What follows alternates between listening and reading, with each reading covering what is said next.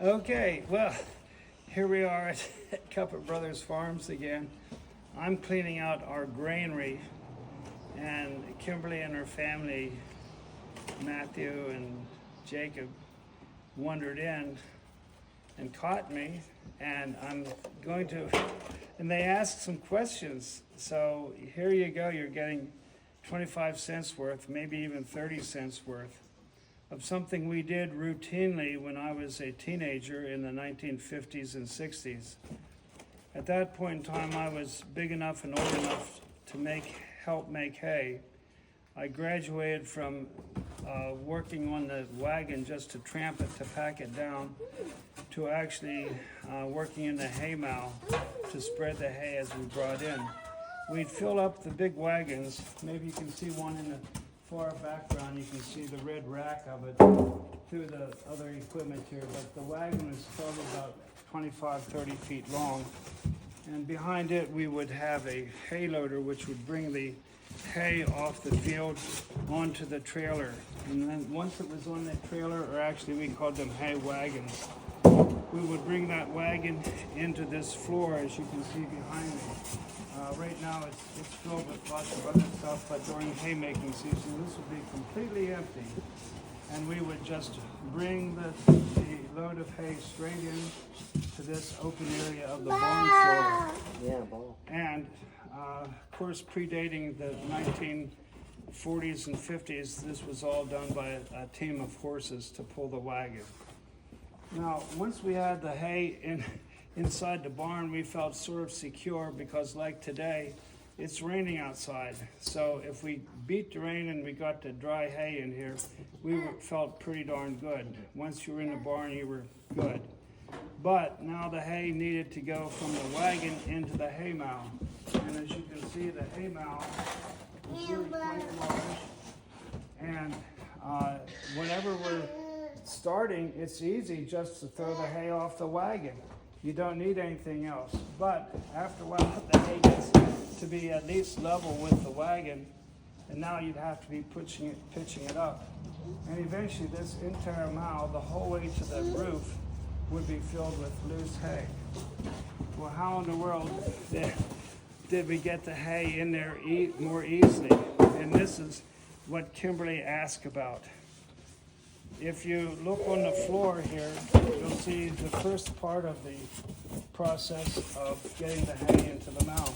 It required a big heavy rope, which would probably pull maybe 600, 700 pounds, maybe 1,000 pounds.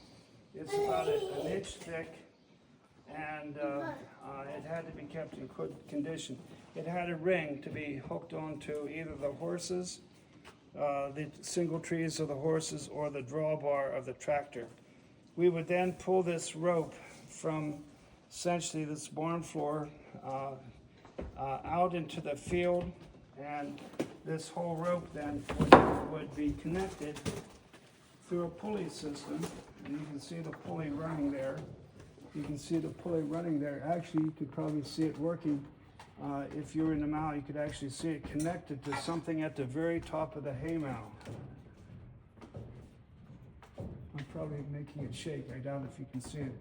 But anyhow, this pulley system then was connected to what was called a trolley. A trolley is located at the very peak of the barn on a track, just like a train track. And whenever we would pull that trolley, we would actually pull a big heavy hay fork, what we called a hay fork, over to the center right above the hay wagon, and it would hit a mechanism that would unlatch the hay fork. Now this is an antique hay fork. The one that's in this barn is still there. It's a little bit more modern, it's all metal, but they all work the same way. This hay fork then would drop from the ceiling of this barn down onto the wagon that was full of hay. And when you grabbed it, the person on the wagon who was in charge of that business would stick this hay fork right down into the hay. As you can see, we have two straight prongs. So we would jam that, he would jam that down into the hay as far as he could get it, or as far as he thought the horses could pull it. Whenever he had it into the hay far enough, he would then set the fork by pulling up on these levers like that, and you can see now that we have 2 points that are now going to hold the hay. And that was enough to hold maybe 300 or 400 pounds of hay, which would be a volume of about the size of about 5 or 6 or maybe 10 large containers, waste can containers. It would be about about this wide in diameter, and it would probably weigh a couple 100 pounds. So now that the hay fork was set, the person on the wagon would say, "Okay." And for me, I advanced then when I was about 10, 12, 13 to be the tractor driver. So I would pull on this big rope, and the rope was actually connected onto here with a latch. And whenever it would take place, then the whole thing was rise right off the hay wagon, the whole way to the top of the roof, and this metal latch here would re-engage in the trolley, and it would take the whole bite of hay right over the hay mow. Now you have the hay at the top of the mow. Now what do you do with it? Well, if you look closely, and Kimberly's going to walk in here and try to show you this rope, this skinny rope that comes down from the hay fork that's still up there is called the trip rope. So it comes out to the side. There you can see the trip rope coming out. It's not the big heavy rope that's taken out. The big heavy rope is closer to us. It's the one that has the bow in it. But anyhow, the trip rope then was connected onto this hay fork. Okay, and the hay fork then would be in this position, and this is the trip rope that's connected, as you see, and the person down on the floor or on the wagon would pull the trip rope. So when you pull that, you can see what happens. It unlooses and it straightens out these 2 tips, and down comes the hay. And that was quite an experience in an empty mow. When the hay comes down, it hits the floor, dust goes everywhere, and you better not be standing under it. So then once you have the hay in the mow, then you'd use your forks to spread it around the mow. But that was the procedure. Every part was critical. It was critical, and sometimes the guy in the wagon would get yelled at because he'd set too deep, and the hay, there'd be too much hay for this fork to carry, and the pulleys would squeal and the barn would creak, and many times I heard Alfred, my uncle, was usually the guy on the wagon. Alfred, my dad called him App, don't set that so deep again. You're going to break something. So the Cuppett brothers just enjoyed telling each other what they thought and what they needed to tell each other, because they didn't want something to break. If you had too much weight, you could break the rope and you could break the pulleys, although the ropes wear out. I never saw anything actually break, but it sure did make things squeal and screech for a while.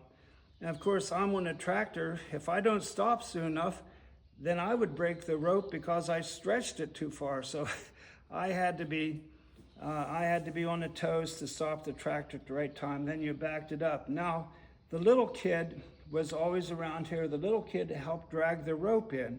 As you can imagine, if I back in, that rope is still on the ground. So some little kid, usually it was me when I was younger, probably 5 or 6 years old, I had to grab that rope and help drag it in so that the tractor would not run over it.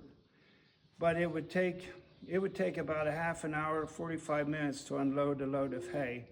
And that would require a tractor driver, a kid rope puller, probably 2 guys in the mow to spread the hay, and one person on the wagon to stick the hay fork into it. And that worked out for the Cuppett brothers because they usually had Charles in the mow, Harold in the mow, Alfred on the hay wagon, and me driving, and probably Mark Lynn Oldham pulling the hay rope back in. We little kids also had the big responsibility of going to the spring and getting a fresh jug of water for the men to drink.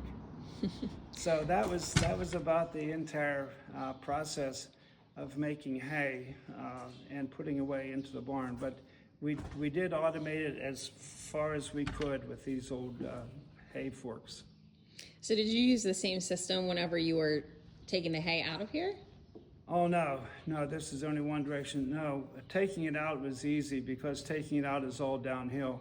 Even, like I told Kimberly a little bit ago, I've had to watch bumping my head on the very top peak of this barn because it was completely full of hay. No, to get it out, all you do is bring it over the edge and throw it down. It comes down by gravity. No problem getting it down. That was easy. All you had to do is be careful you didn't get too close to the edge, or you could fall out of the mow. And if it was pretty high, that could be fairly serious, although when it got to be the correct level, about the level of the barn beams, we kids loved to actually purposely jump out of the mow into a big pile of hay down here on the floor. We always got yelled at because you're going to hurt yourself, but we sort of knew better, and I guess we didn't care, and we just did it anyhow because it was fun. Well, that's neat, like jumping into a big pile of leaves. Yes, but very much so. Hey, okay.